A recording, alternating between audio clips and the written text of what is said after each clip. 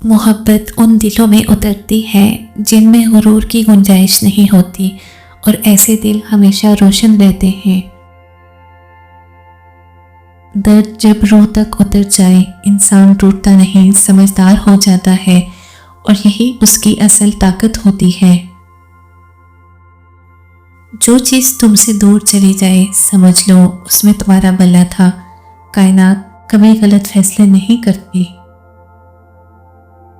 हर खामोशी के पीछे एक चीख होती है, और हर आंसू के पीछे एक कहानी। बस देखने वाली निगाह होनी चाहिए। मोहब्बत उस दिल में बसेरा करती है जो खुद से पाक हो और दूसरों को माफ़ करना जानता हो। जो लोग तुम्हें नहीं समझते उनसे बहस मत करो, वक्त खुद सब कुछ समझा देता है। इंसान जब अपने दिल में झांकता है तो वह खुदा के करीब हो जाता है, क्योंकि सच्चाई हमेशा अंदर छुपी होती है। गम तुम्हें तोड़ने नहीं आते, कुछ गम तो तुम्हें नई शक्ल में डाल देते हैं। बस बर्दाश्त करने का हुनर होना चाहिए। तुम्हारी नीयत तुम्हारा मुस्तकबिल बनाती है।